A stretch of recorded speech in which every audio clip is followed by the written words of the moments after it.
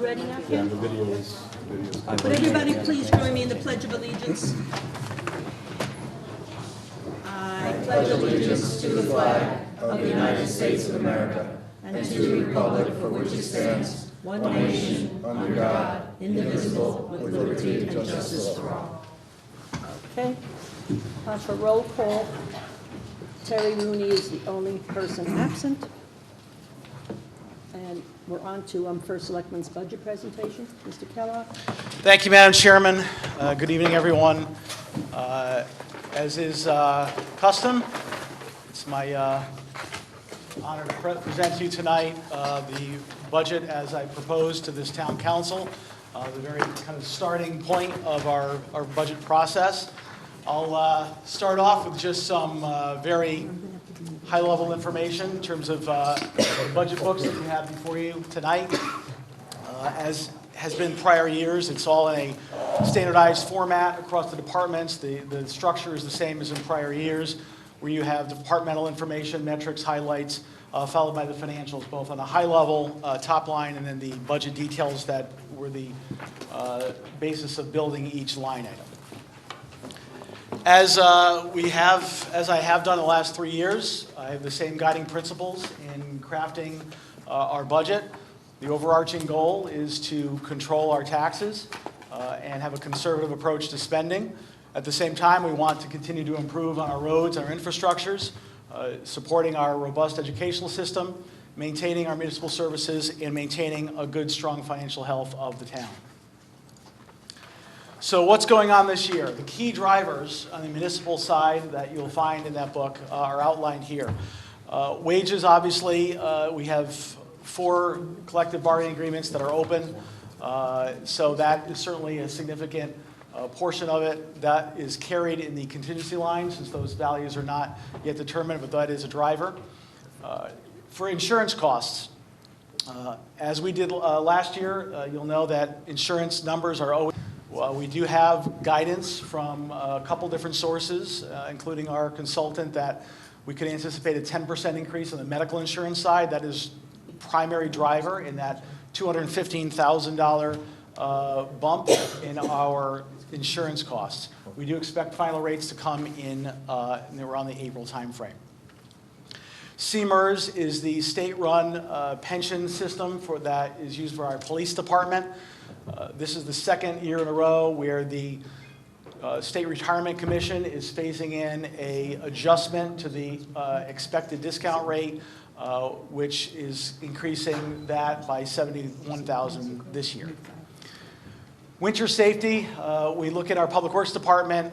We have a trend that's been occurring. I mean, thankfully, we aren't seeing it so much this year, although I'll probably jinx myself by saying that. But we have not had, what we've had in the last couple of years is a trend of storms that are taking a longer duration. And the longer the duration, obviously the longer we need to have crews out there, and a large increase in salt usage because the nature of the storms, there being more ice. And again, the duration is, we're just having an increase in material that we're using in the roadways as well. Recycling costs continue to increase, not as bad as, this isn't quite as big a jump as last year, but this is the second year in a row where we've had recycling that continues to be a net cost as opposed to a savings. Debt service is in our favor this year due to our stable borrowing and the refinancing or refunding that you've all were a part of. We have some favorability there. And a big savings in the retirement of an internal financing program that we stopped at the end of last fiscal year. So when I say conservative approach, I talk about controlling our municipal expenditures. Just a few examples of how we're achieving that. One is cost reductions that are based on trend data. We're constantly challenging the departments that, based on different trends that we want to really hone in on what our needs are, not necessarily our wants. Securing favorable fuel rates through a consortium that we've been with for several years, and we are in the end stages of getting some better rates on some of our fuel. We have, with the exception of some seasonal workers in Public Works that will be funded by a grant, there are no headcount increases in this budget. And we've also reduced or eliminated what I'm calling line item contingency. There's certain cases where we're kind of building contingency into line items, and sometimes it's appropriate and sometimes it's either inflated or not necessary, and we're looking to get a control on that as well. Other actions that we're doing, that we took upon to reduce the property tax increase. So a reasonable utilization of fund balance. I'll talk about that in a future slide. The other issue is using alternative funding sources wherever feasible. We have several other sources that we can use for some of the things like patrol cars and police equipment, where we're using the private duty fund. This is funds raised when officers do private jobs, such as construction sites. We have a grant from the state called Town Aid Road. As I said earlier, we're going to use that for some seasonal workers to do some roadside maintenance.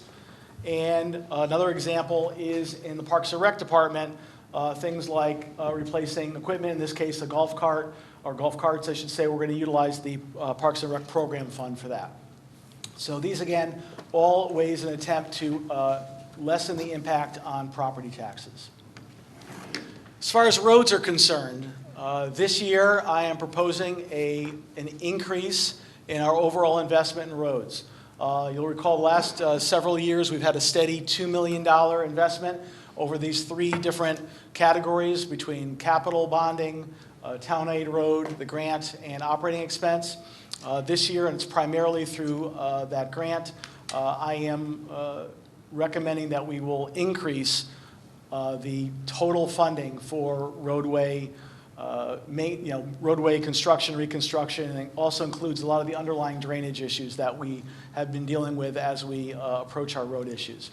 So you'll all recall from last time we talked about our pavement condition, and the last analysis we got from the independent scoring system called the Pavement Condition Index showed that we had made a dramatic improvement in the 8 years from 2010 to 2018, and we were right at the beginning of the bell curve, what the outside consultant really said was the sweet spot. It's the kind of thing where, you know, most communities, this is based on our average, we were way down here in 2010, and it was people would notice the roads because they were horrible.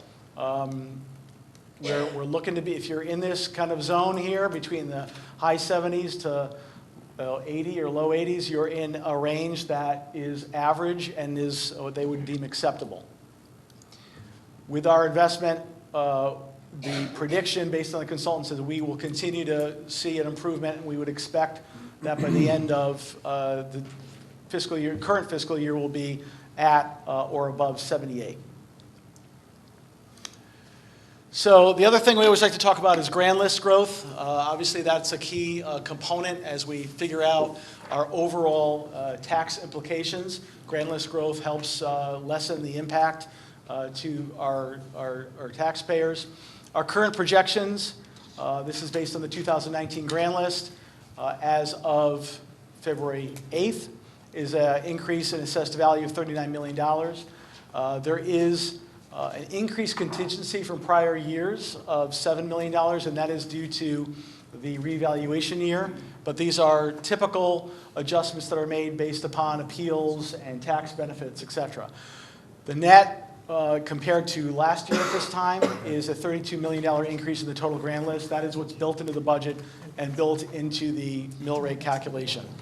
The good news, is that in all the categories, we're continuing to see increasing grand list growth. The only area where we have a decrease is in undeveloped land, which is a good thing. That means we are developing our land. So I want to talk about education because I know it's important. I know it's, although it's not something that this council deliberates on or has a vote on, but I know it's important to this community, and it's very important to me as well. I want to just share the recent support of education that I have supported, and I know this council's been involved in as well. Over the last couple of years, we've funded a couple of capital projects fully on the municipal side. Over $440,000 in Chromebooks and laptops, There's a current bonding that we just authorized for $250,000 for a Board of Education simulcast radio system to improve security at our schools. These are all done on the municipal side. They don't touch they don't come out of the Board of Ed budget. Any debt service that is carried is also carried in the municipal budget. I've supported a transfer of municipal surplus in a couple of cases. We had $465,000 that was transferred for various Board of Ed medical expenses under the prior medical insurance plan. And at the end of the last fiscal year, we also agreed to make a Board of Ed pension payment of $365,000 that had been previously deferred based upon some of the issues that were going on at the time. And when those funds became a municipal surplus, we did, through the Board of Finance, make that payment. And we also provided access to over $500,000 in the statutory reserve fund to help the budgetary situations that were going on as well. In the current year and in the upcoming fiscal year 20 budget, I am supporting, this is the current year, a transfer of about $700,000 from our current Board of Finance contingency line. That is something that will have to formally come to both the Board of Finance and this town council for approval. But I will support that number. Again, the contingency is still a number that is in flux because there's other things that go into contingency, but we expect that $700,000 will be available, and I will support the transfer of that to address the current fiscal year shortfall issues that are occurring. In my fiscal year 21 budget, I am recommending a $1 million contingency be put in again for both municipal, the biggest one obviously being special ed costs that I know continue to be difficult to predict, and a challenge. And I'm also recommending in this budget an appropriation of $1.5 million from our fund balance. This will go towards the shortfall that is on the Board of Ed side for the medical insurance, the prior health plan, which is a self-insured plan. Anticipate having a shortfall in that ballpark of $1.5 million, and our hope is that this fund balance appropriation will fully cover that liability. So what does that do to fund balance? The green box is the prior Board of Finance policy as relates to fund balance. Their prior policy was to be in the 5 to 10% of total expenditures range. The red bars is the total dollar amount that we have in fund balance. The blue line is the percentage as a percentage of total expenditures. So we've been doing a really good job in past years of getting in that zone, and you'll see since 2018 we've been exceeding that and exceeding it pretty comfortably. That said, the Board of Finance did change last year, and our current policy is to have between 1 and 2 months of fund balance. And that is based on both best practices as well as targets that are more well received by bond rating agencies. So that translates to about 8.3% to 16.67%. You'll see that we were easily in that range, and actually getting towards the high end of that range at the end of fiscal year 19. But because we are using a lot of the contingency this year, which was partially funded by fund balance, and I am recommending another allocation of the fund balance, that is going to start dipping. Now, we're still in the range. We'll be at about 10%, which is still in target. It's 1.2 months. But the point is, it's certainly not a sustainable path. It's something I think we can do this year, but we can't certainly count on that for many years going forward. So the bottom line, and I'll preface my discussion here with, as we look at this overall expenditures, there's decisions that have to be made, and we don't necessarily like the decisions that have to be made. I'm not happy about having to recommend adjustments to these line items, but you'll see that I am making those recommendations.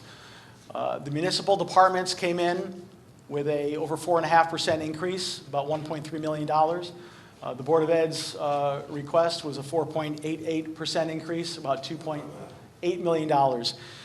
Taken in total, as requested, would have resulted in over an 8% increase to our mill rate.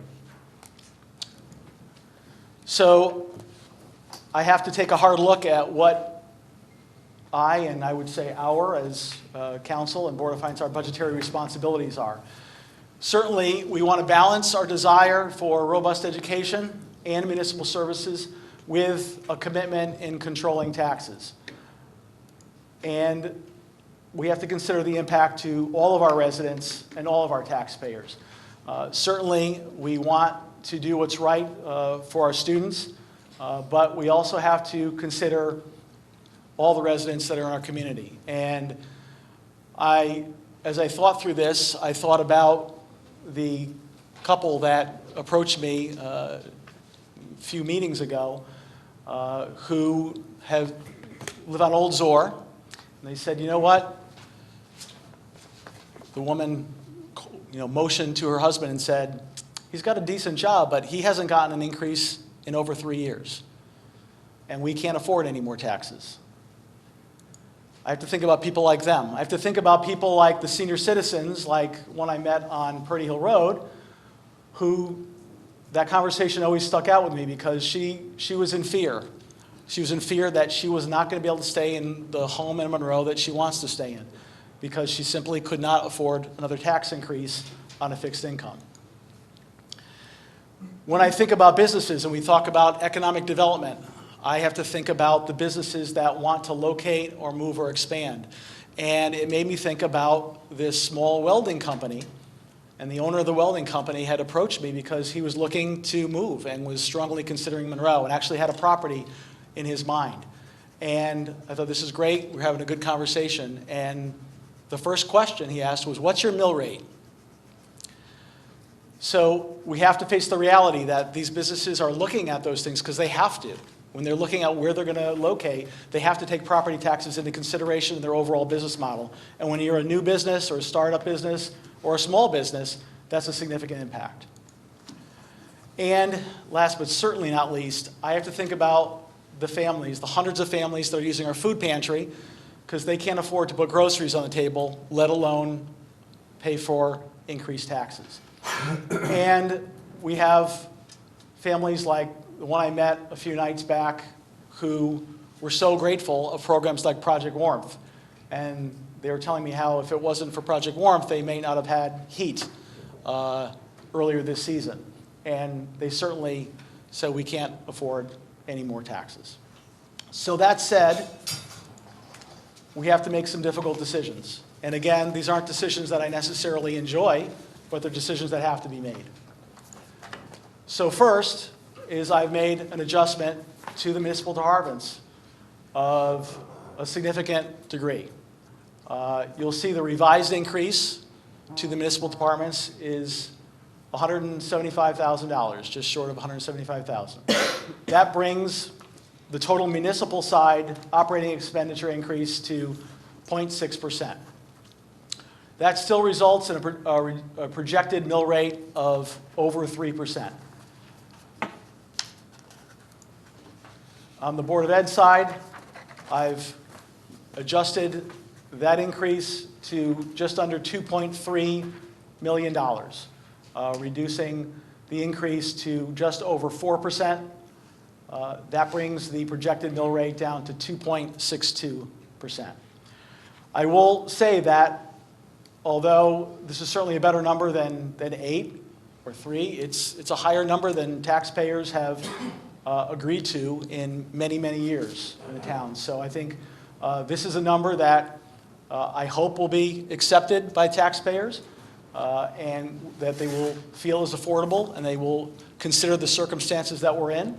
But I do think that this is still a number that some may have concern over, but it is a number that I am willing to propose. I do want to also caution that the tax impact will vary on an individual basis because of the state-mandated reval process. So the only way to really know is to go to that tax calculator website to plug in the projected mill rate, which is on that website, what the new mill rate would be, based upon your new revaluation for the new grand list. Switching really fast, we'll just go to the capital budget. There is a preliminary capital budget included for fiscal year 21. I've given you the departmental submissions, which you've typically received. It's a long list of projects. I've also included my recommendations for top priority projects. It does not necessarily mean I think that the other projects that aren't on that are not worthy or should not be pursued. I do think, however, though, that we need to focus our efforts in capital on facilities and infrastructure, and so I'm identifying those as the top priorities. The capital budget, as always, will require further evaluation and prioritization, something that we typically do with a joint meeting with the Board of Finance, and I've spoken to the chair of the Board of Finance, and he is also willing to have that joint meeting when the Board of Finance has the budget. And finally, once we get to that final capital budget, we will also incorporate the 5-year capital improvement plan, and that will be part of the package that goes out during referendum. So it's just to say that, as we know, this is just the beginning of the process. The town council will review the municipal departments, which I know you're all very well aware of, and will submit a budget to the Board of Finance. The Board of Finance will conduct their review, which will include the Board of Education budget. The Board of Ed budget is reviewed during the Board of Finance, their period of time. Both the Town Council and the Board of Finance will have public hearings scheduled. I know that you're going to discuss your schedule this evening, including your proposed public hearing evening. Board of Finance has not set their dates yet. And of course, we will make further adjustments as new information becomes available, whether it's the medical insurance, the assessment appeals are all due in by February 20th.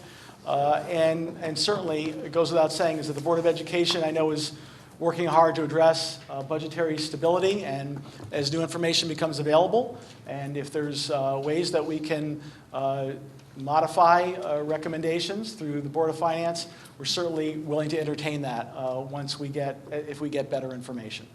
I'll end with my firm commitment that I will continue to communicate, as I have, not just with this council and the Board of Finance, but with the leadership on the Board of Education. Joe and I and Donna Lynn and I talk all the time. My commitment to communicate and to collaborate with all those parties so that we can present together a final budget that the taxpayers will support. So with that, I thank you, and Madam Chairman, I'll let you get back to your meeting. Okay, thank you. Thank you. So looking at the consent calendar, any comments? Otherwise, I'm passing the consent calendar as printed. The communications tonight, we have A through N, and we'll incorporate them into the minutes. And now we have public participation. So the only thing I was just going to say, with so many people there, it just will entertain anybody speaking. It's just that the Board of Finance is the one that does the Board of Ed budget, not us. So public participation, who would like to speak? Is that Nick? I just can't see you past the TV screen.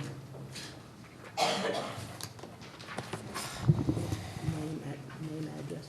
Good evening, Nicholas Kapoor, 109 Meadows End Road. Just for the record, I am a member of the Board of Education, but I'm speaking on my own behalf tonight. I understand that the Town Council doesn't review the Board of Education budget, but I think that the First Selectman just gave his presentation, and it is timely to address some of the concerns I have about the proposal. The fact is that this is another $500,000 cut.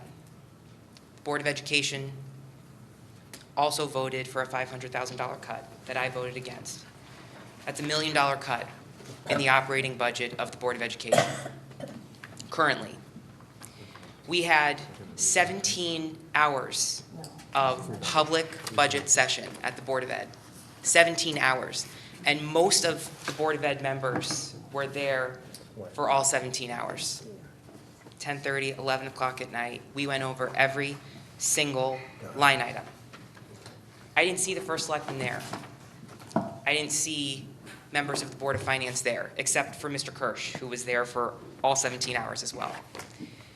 I feel as though this cut is disingenuous. One thing I do like about our process in town, and I think it's statutory, is that the Board of Education is the only organization that has line item authority over the Board of Ed budget. But I'd like to see the people who are making these cuts to the Board of Education, what do they want to see cut? What does the First Selectman want to see cut from $500,000? What should we do? Should we eliminate all of our sports? Should we shut down second grade for a year? I mean, sometimes you have to meet the absurd with the absurd. $1 million. What does that mean for our school system? Put yourself in the shoes of a parent who moved into this town 2 or 3 or 4 or 5 years ago for the school system. I didn't see parents and children on the list of people that we have to be concerned about with this budget. They're a big part of our town as well, with everyone else. They move here for our school system because they know that their children can get the one-on-one attention with their teachers that they're supposed to get. What are we supposed to be accepting of? 31 in a first grade classroom? Is that acceptable? 30? Those are enormous, enormous numbers. People come here for the quality of our school system. Aren't we doing the same thing with this $1 million cut that got us here? We are shortchanging the Board of Ed budget for the town to come in next year and save us again, right? Why don't we put the money where it's supposed to go? Why is that $500,000 cut not a $500,000 increase? If you're going to take $1.5 million from the rainy day fund and put it on the town side, put it where it's supposed to be. Why is the town controlling the Board of Ed medical reserve? Put the money where it's supposed to be. Make it an honest budget.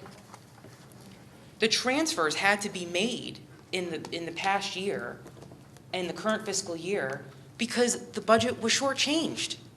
That's why the transfers had to be made, because the money wasn't there.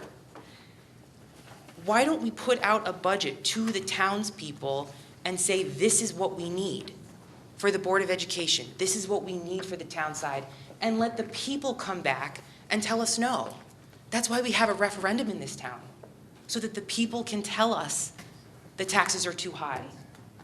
Who are the town council and the Board of Finance and the First Selectman and the Board of Ed to be making such drastic cuts right off the bat? Right off the bat. I'll be honest with you, I could not believe the Board of Education meeting, after 17 hours of public session, at the very last minute, we had a $500,000 cut, and we don't know where it's coming from. We're putting ourselves in the same position that we're in right now, and we're leaving money on the table right up front. I think it's a very disingenuous cut. I think it's extremely disingenuous of the First Selectman, especially not attending our meetings. We went through 2,000 line items, line by line, and I'm not joking. Fawn Hollow art supplies. And you're getting close to the 3-minute limit. I'm wrapping up. The mail carrier that goes around to the district, all the teacher line items, the benefits. We had the benefits person at our meeting. It's a disingenuous cut. This is not an honest budget. Think about the parents. Think about the kids who are in our system. Think about property values that are directly correlated to the quality of the school system and why people come to this town. Let's put out a budget.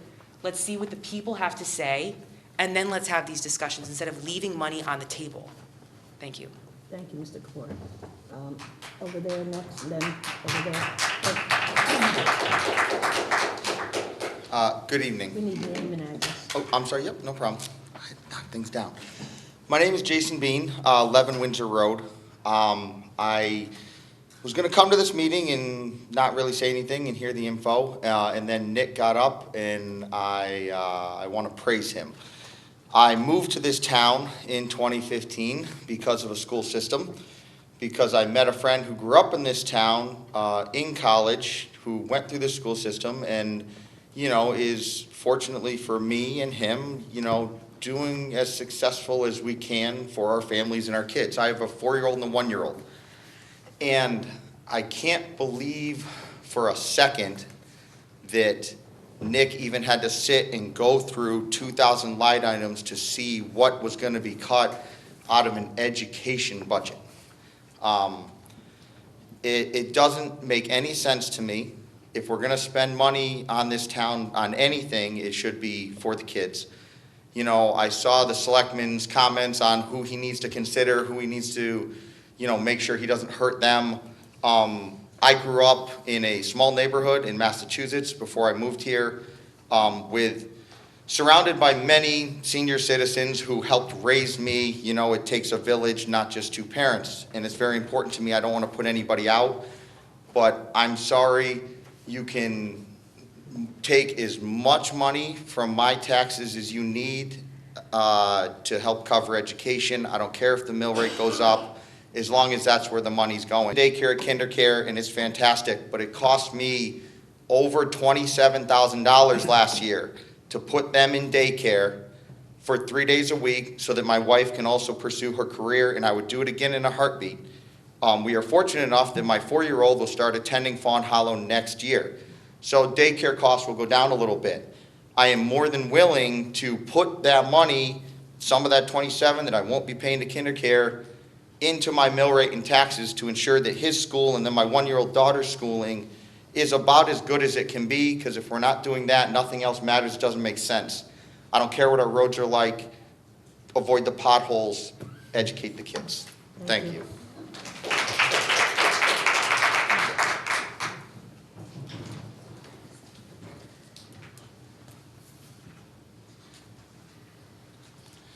Alan Vaglavello, 25 School Street. How do you spell your last name? V as in Victor, Aglivelo. Got it. I just wanted to express my concern with the cut the first selectman made. One of the issues that I've been hearing a lot, and other board members have been hearing a lot about, is the class sizes, especially at the elementary school level. And class size is very important because teachers just don't teach basic skills. Like when I was in school, a very long time ago, it probably didn't matter if you're on grade level or not on grade level, they just pushed you along. But the teaching environment has changed drastically since that time. So teachers don't just teach basic skills. We have instruction that needs to meet a diverse set of learners. Some students need personalized learning. Some need the benefit of differentiated instruction. Some students need special education support. And I just want to point out that 14% of our children are receiving special education support. Some kids need speech and language services for receptive and expressive language difficulties. We have counseling service, occupational therapy, physical therapy. And the students who are going to be punished the most are the kids not performing on grade level. Because large classrooms mean less teacher support, and all children have the right to succeed. And since we're already up to $1 million, we're looking at about 17 teachers cut. And Massic's going through accreditation, so it's not a good idea to touch anything at Massic. So that leaves the middle school and the elementary schools. And as the gentleman just said, families are moving here for the schools. My kids just graduated Massic, and I want the parents that have been up here speaking to have the same opportunity that my kids had. Thank you. Thank you. Someone in the back.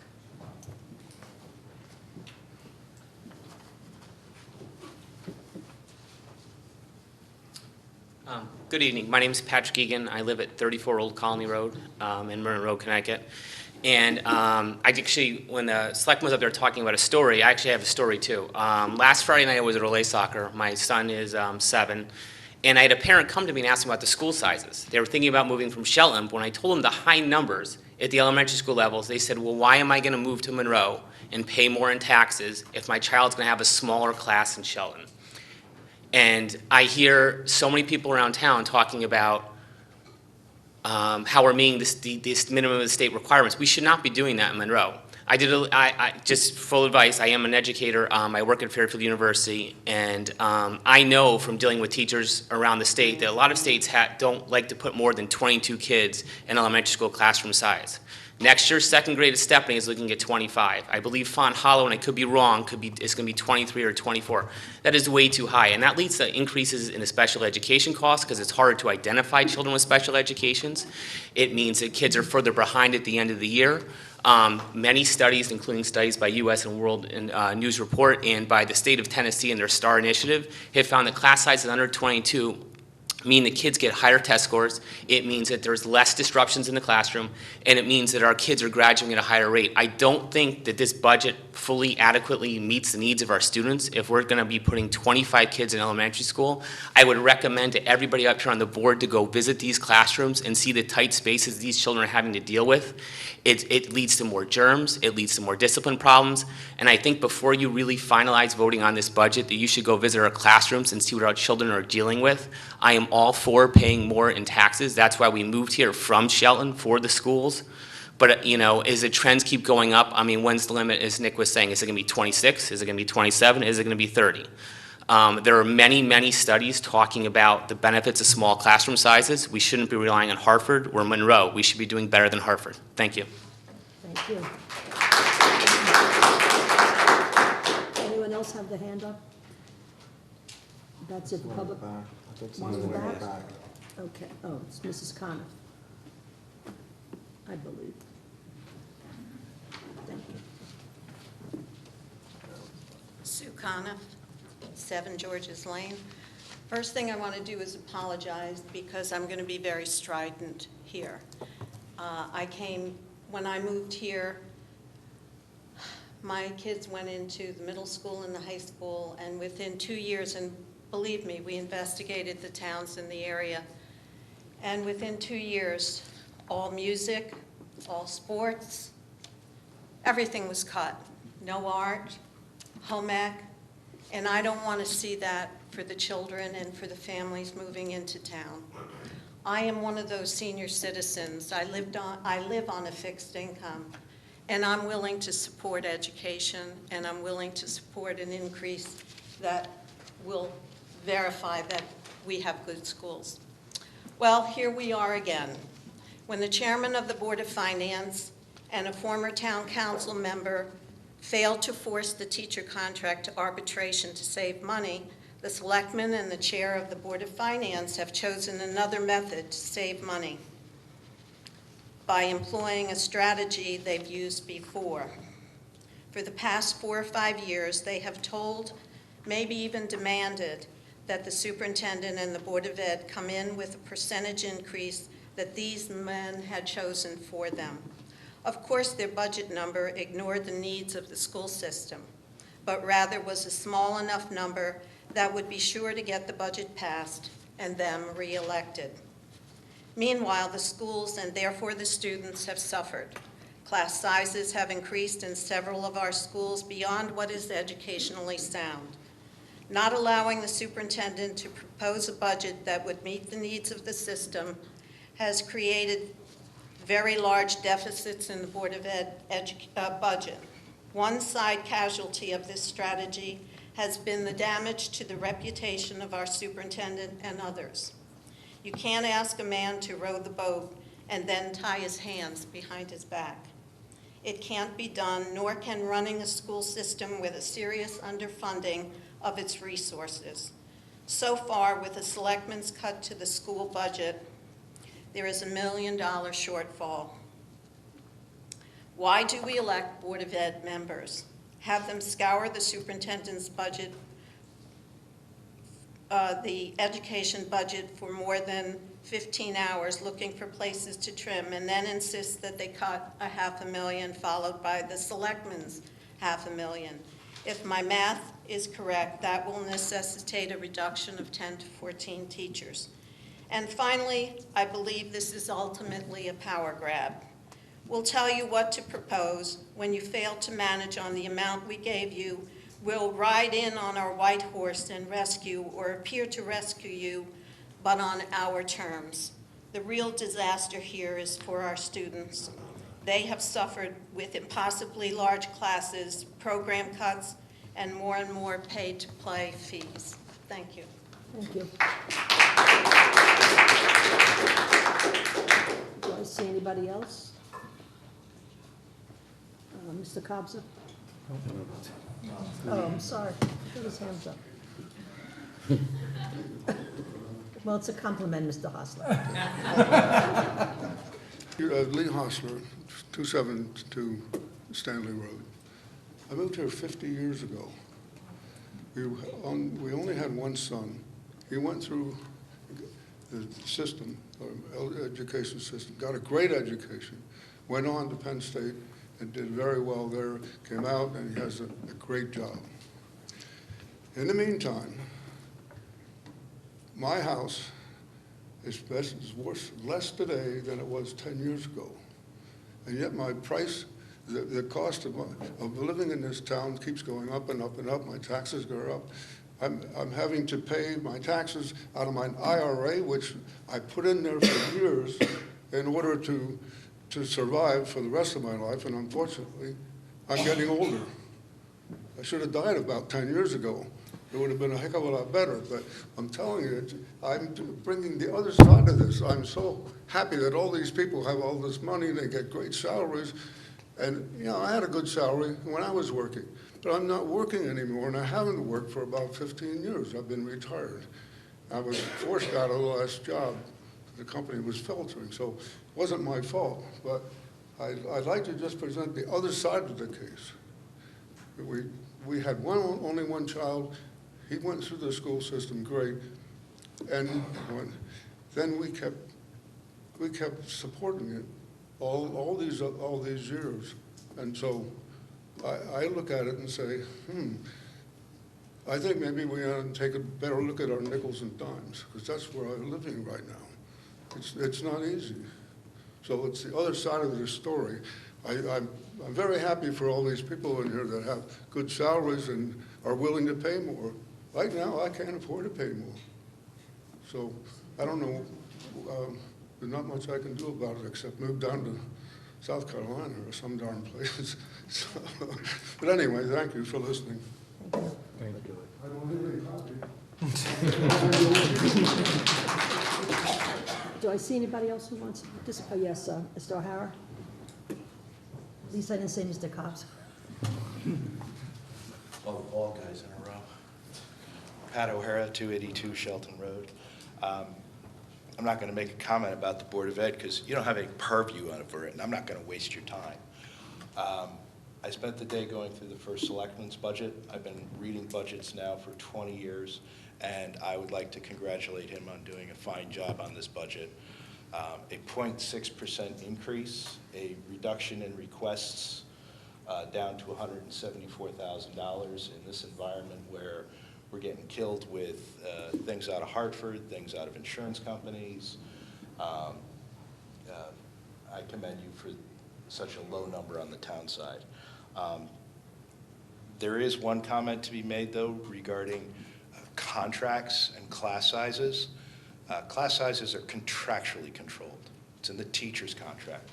And I think before people start being alarmist, they need to realize that the teacher's contract says 25 at a certain level. I believe it's a lower level in K and 1 and a higher level in the high school. And these are historic numbers that this district has followed. I understand what people are saying when they're talking about small class size, but these are controlled by the contract, and the contract says 25. The board will endeavor to. 31, I think, is a little bit of an alarm. Thank you. Thank you. Anybody else wish to speak? Seeing nobody? Then I'm closing public participation. There are no appointments for tonight. We're going on to action items. Town Council Committee of Finance, Education, Health, and Public Safety Matters. I'm appointing as chair of the council, Tony Scott, to be the liaison to EMS Commission. And we have nothing on finance. Health is having a meeting Wednesday night. I will be in the Health Department Wednesday. Terry Rooney. Let's say anybody else, I don't think about else, we're waiting for Tony Rooney to come in.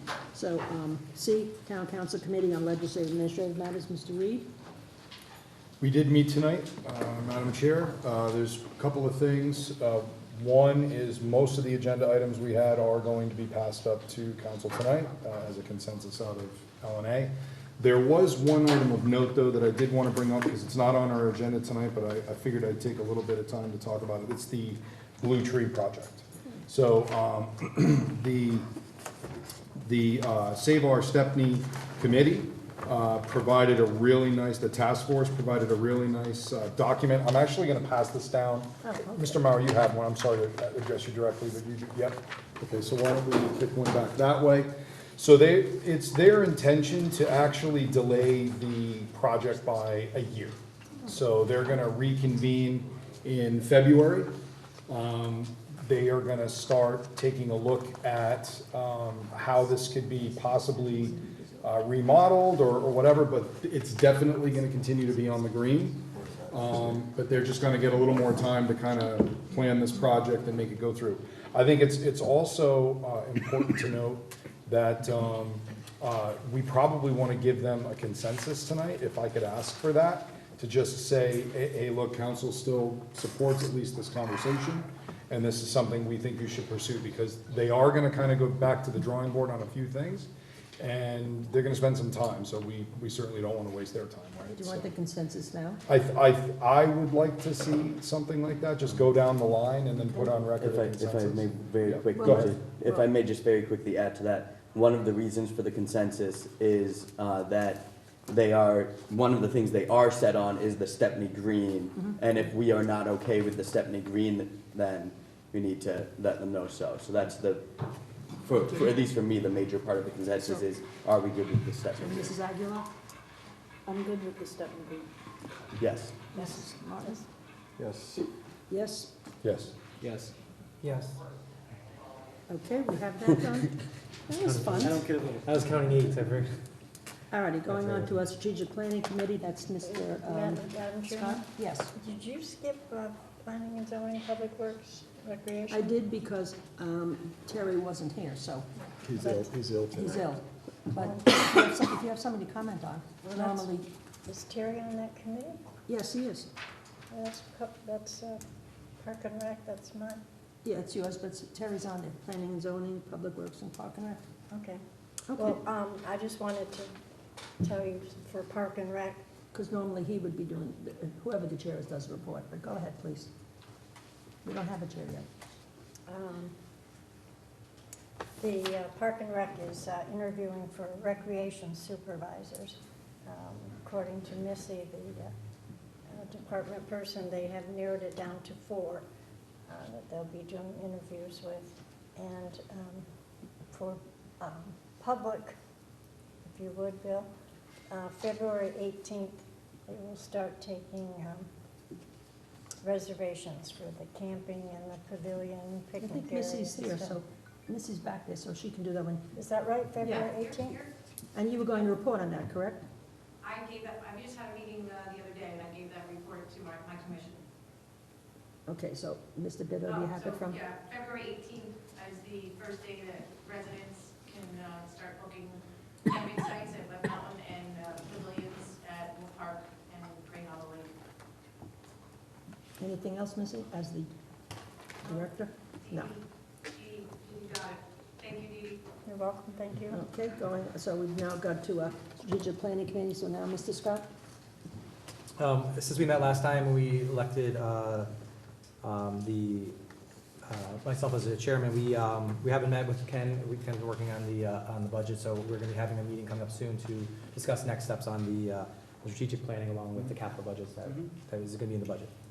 Okay, thank you. And Mr. Rooney's not here, and he's the EMS Building Committee. So, Mr. O'Rourke, anything about Open Space Preservation and Acquisition Committee? He's the vice chair. Dr. O'Reilly is the chair.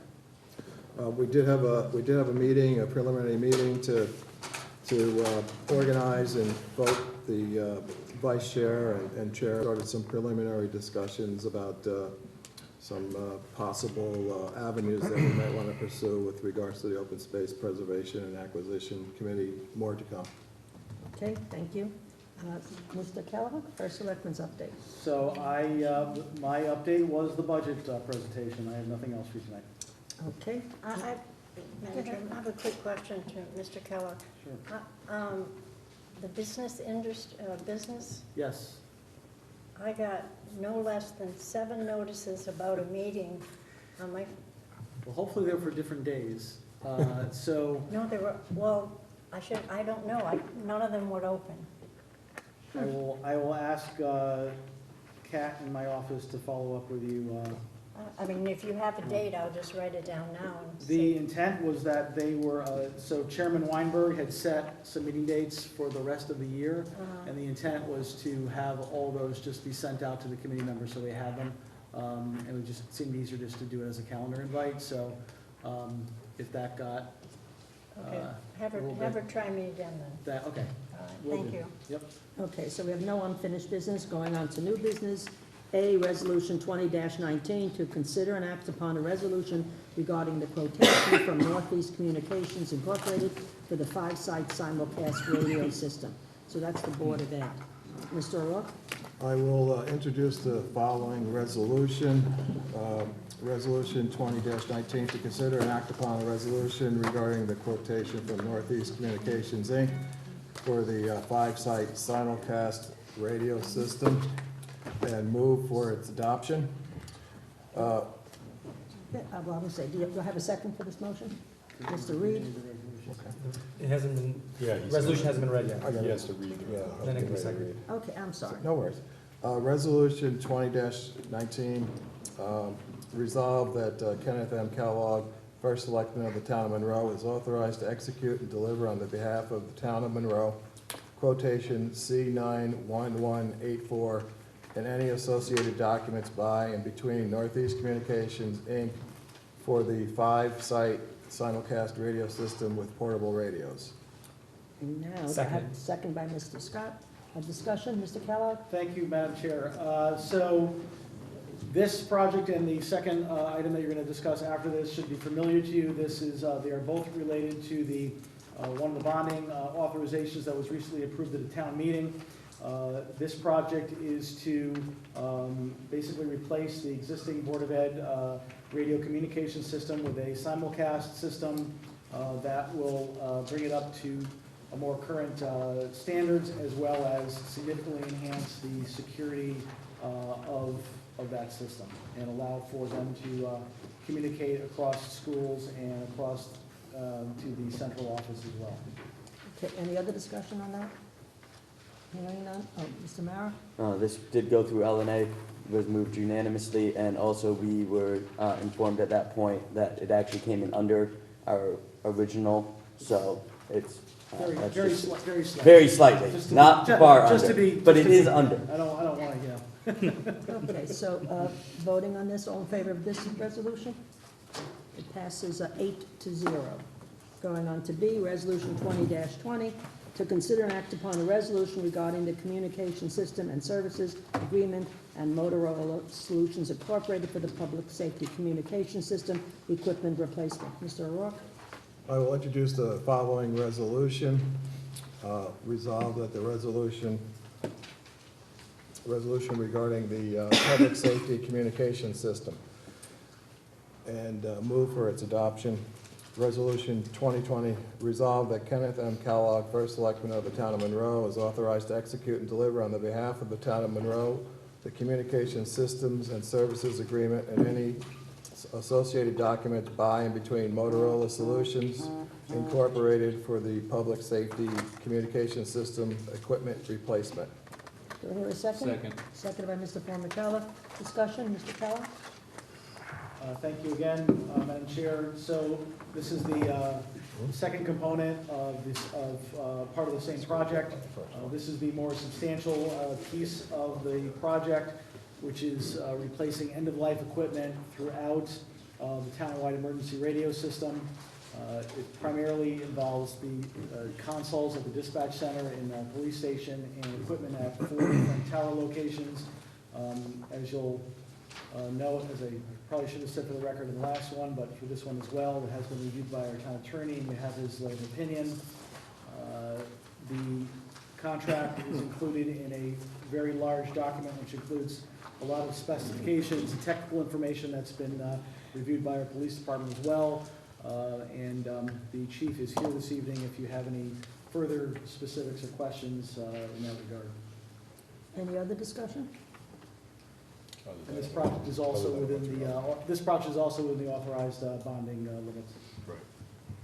Okay, all in favor of this motion? Passes 8-0, thank you.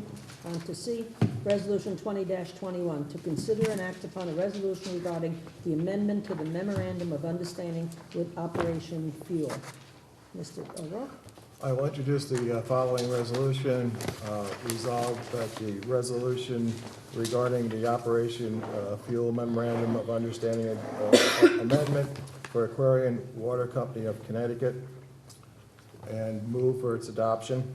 Resolution 20-21, resolved that Kenneth M. Kellogg, First Selectman of the Town of Monroe, is authorized to execute and deliver on the behalf of the Town of Monroe the amendment to the Memorandum of Understanding dated September 16th, 2019, and any associated documents by and between Operation Fuel, Inc. regarding the expansion of the Energy Assistance Program to include Aquarian Water Company customers. Okay, any other discussion? Oh, sorry. Second. Mr. Formicella, second. Any other discussion on this, or first, Mr. Kellogg? Thank you. As most of you are aware, we have an MOE that's currently in force from September with Operation Fuel through our Community and Social Services Department.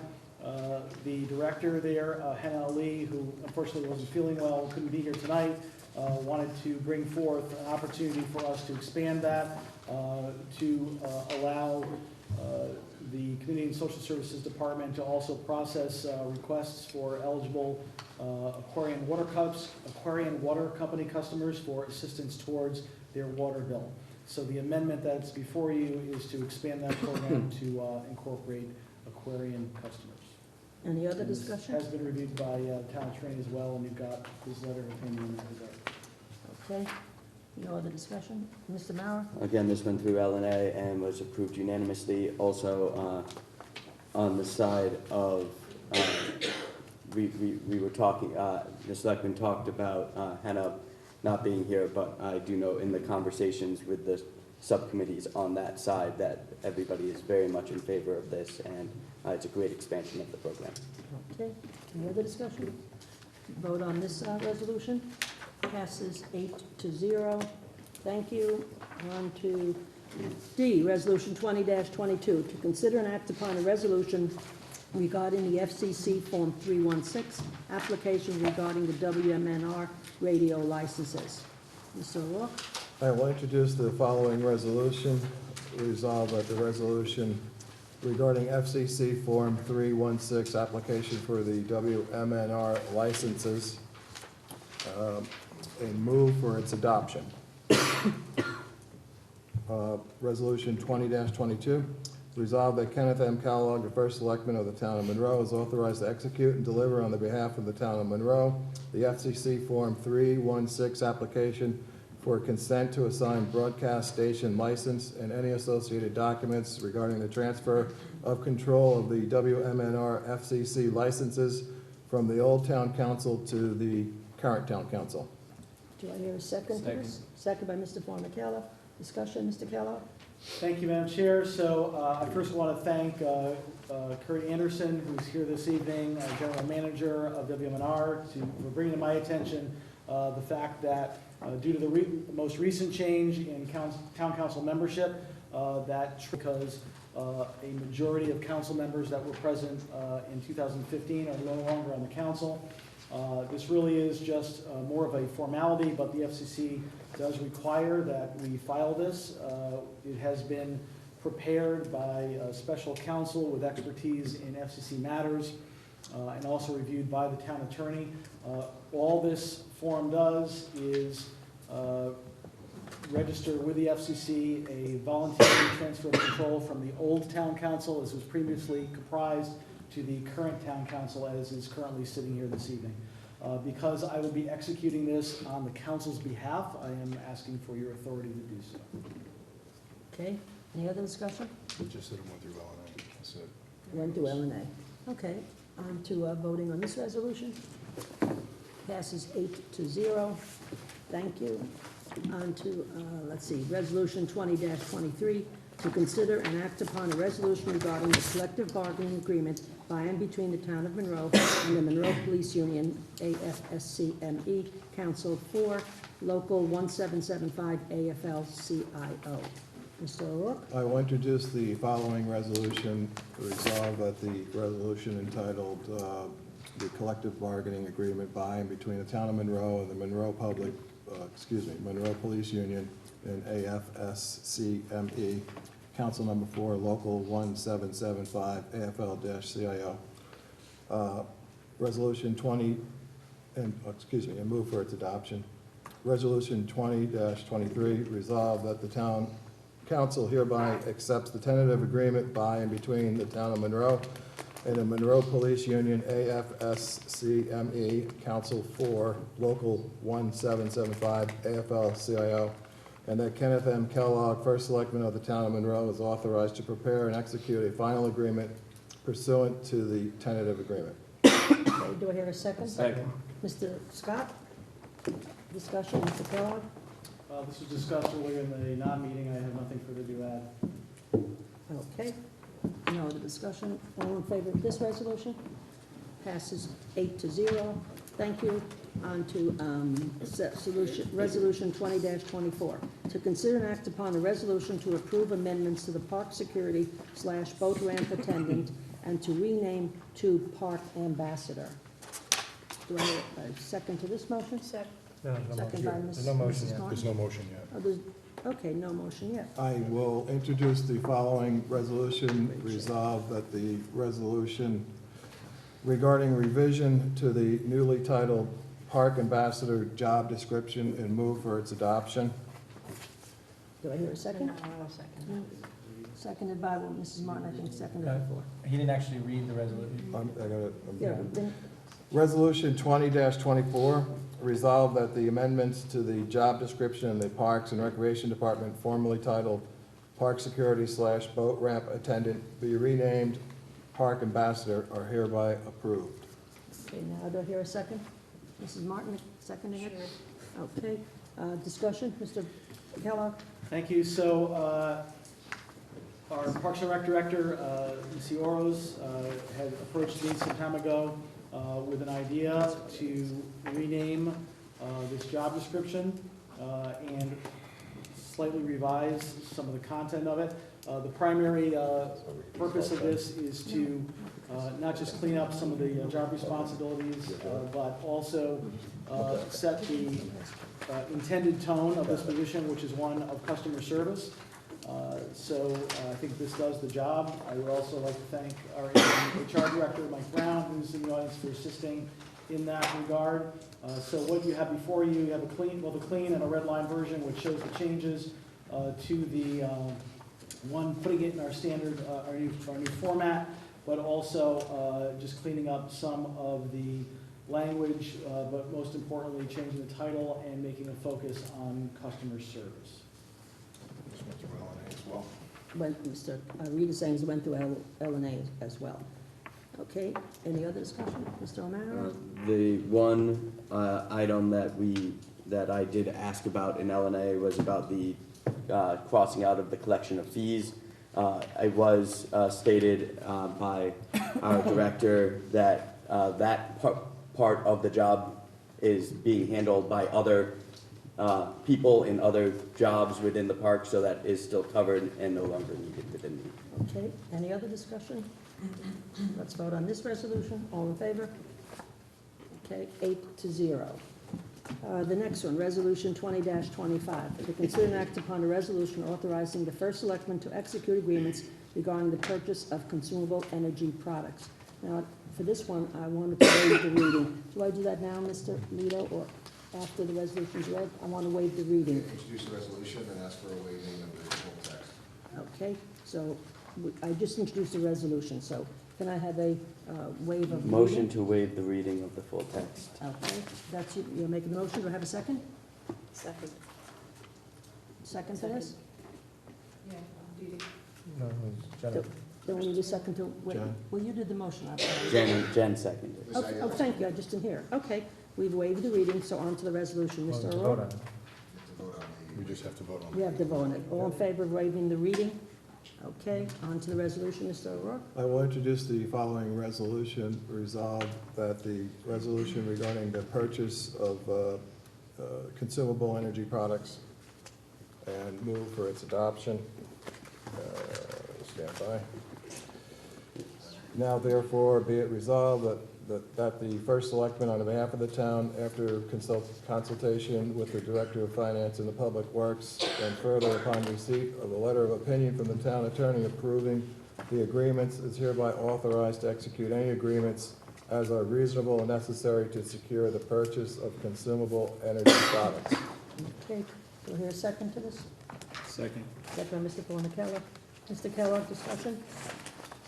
Thank you. So I had spoken with our town attorney in regards to the various consumable energy products that we have to purchase from time to time. We're currently in the process of attempting to lock in rates for fuel as relates to gasoline, diesel, and heating oil.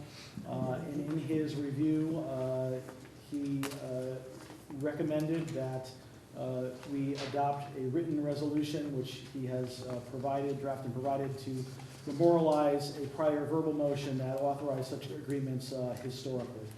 Okay, anybody else have discussion? Mr. Reed just said it went through L&A, if that's what you're saying. Mrs. Martin? Could I ask the town attorney a question? Sure. Mr. Lito, in your cover letter, midway through the first paragraph, it says, comply with the purchasing policy and further to receive advance written approval from the town attorney. Can I assume that you're talking about you looking at the agreement and signing off on the agreement? Madam Chair, may I answer the question remaining here? Thank you. Yes, Ms. Martin, the thought process was that there are still agreements that would require town attorney review. So I appreciate you referring to the town attorney as being me for the time being. The intent was that whoever may be in this position in the future would have to review the agreements as a condition precedent, which is typical protocol anyway, right, for this first selectman, but just wanted to make it abundantly clear that that would be a condition precedent. And as you can see in the cover letter, I did review the agreements that were presented in conjunction with this that would ultimately be executed if this was granted. okay. The reason for this, just to clarify, is my review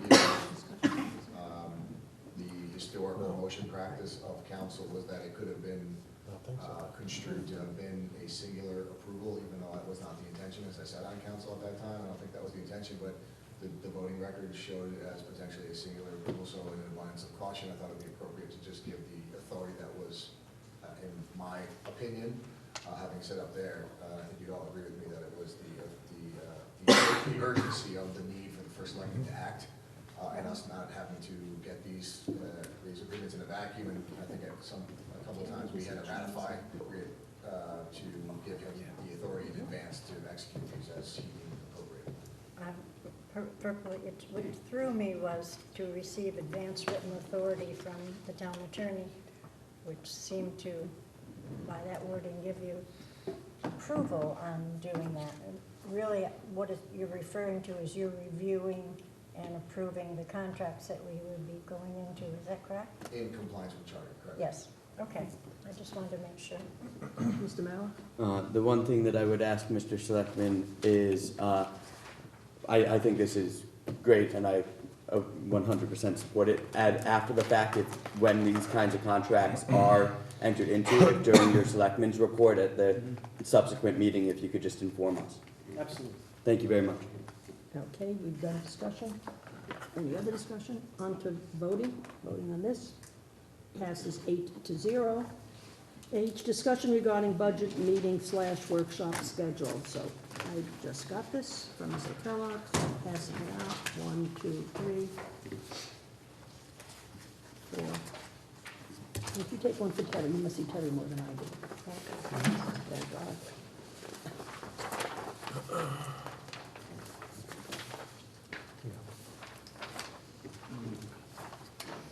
So, these are the dates, we try to accommodate everybody with not being able to come this day or that day. This is what we have. I'm going on to discussion nothing to discuss with this, correct? I don't believe there was ever any request for dates as to, I know I actually sent my dates in that, which, You sent the days in. the days in that were bad for me just as a precaution, but I don't believe there was actually ever any request for dates that worked for people on this No, whatsoever. there wasn't any. And so, this is a draft. I'd like to know if other council members would be amenable to changes on some of these dates. I don't believe, I know the Board of Finance meets on Thursday, so we have to meet with them. These were picked up, these are from Mr. Kellogg, and I looked at them right before the meeting started. I gave you some suggestions based upon past practice of when those meetings typically fell, but obviously it's, ultimately, Madam Chair, you have to set your dates based upon. Mr. Reed? May I just take the helm on this? So the first one is probably not adjustable, right? Could we go line by line? Sure. So the first one is, you got to adhere to it. The second one? Yes, no? Is that Yes. fair? It's a Okay. joint discussion. Monday's not And an they- issue, the 24th, that's a regular town council Excuse me, meeting.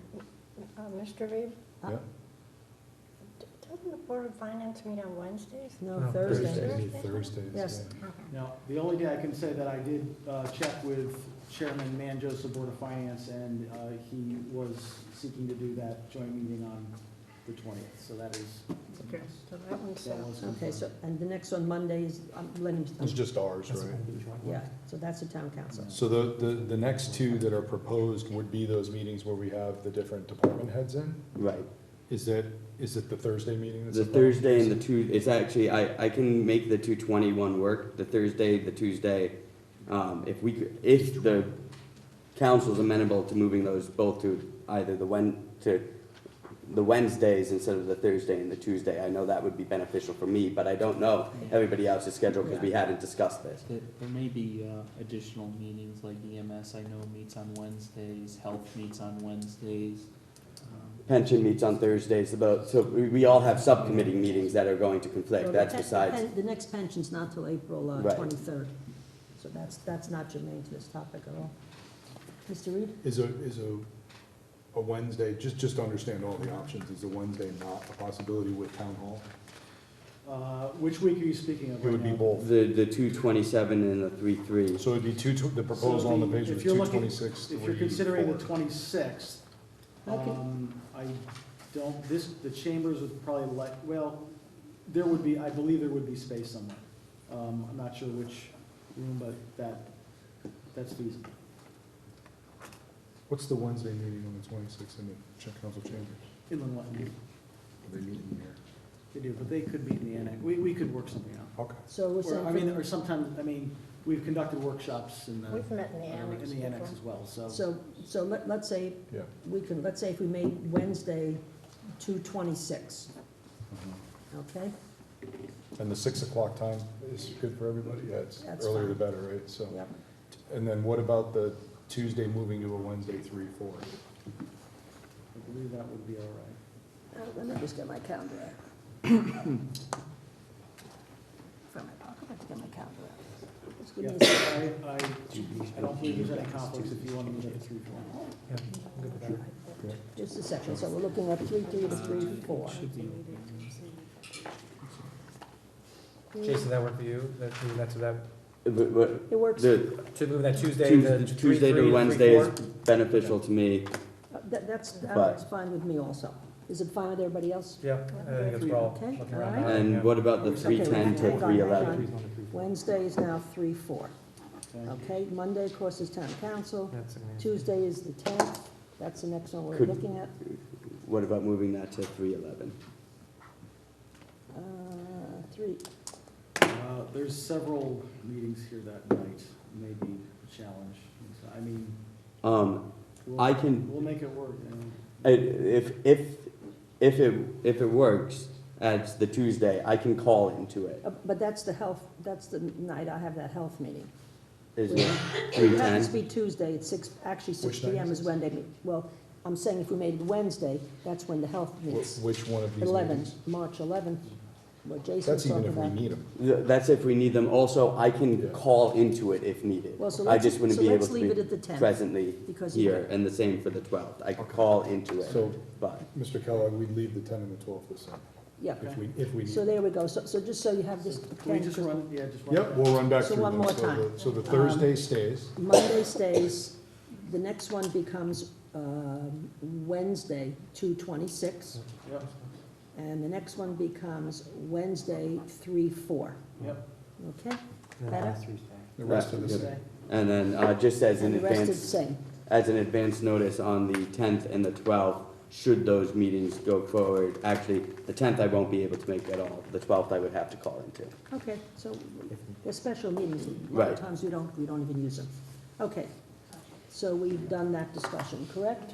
All righty, going on to I, acceptance Do of we a. need to make a motion to approve that schedule or no? No, Okay. the chair just wants to, I'll just take that as the chair's direction, and we'll have my Good. office. Okay, Take on care to of posting. I, acceptance of a donation to the food pantry from Santa Energy Corp. in the amount of $3,000. Mr. O'Rourke, a motion? Motion to accept $3,000 donation from Santa Energy Corp. to the food pantry. Second. Second by Mr. Mauer. Discussion, I think it's obvious. Anything about that, Kellogg? Mr. Kellogg? Just thank Thank you. Just thank them. Thank you. Thank you, Santa. Thank you, Santa. See, Santa. Okay. delivers in. Let's vote on that, though. All in favor? So it passes 8-0. Last, J, some of us, I don't do the calendar anymore. Tanya did, so I'm blaming on Tanya. Some of us noticed that Monday, September 28th is Yom Kippur. And we didn't think it was appropriate to be here on Yom Kippur, since it's a holy day for Jewish people. So we're making it Tuesday, September 29th. Okay? And the second public, I love that word, second public participation, anybody? Second? Can I just ask a question? Sure. Do we need to vote on Amending our schedule. amending a schedule that was approved prior in the previous? No, the chair can simply advise that you're going to post, as long as, As long as it's posted? Yeah. Okay. that's fine. Okay. I just wanted to make sure, because we voted on it prior. So we have no second public participation. I need a motion for adjournment. Motion. Motion by Ms. Aguilar. Second? By Mr. Aguilar, too, and Mr. Reed. Okay.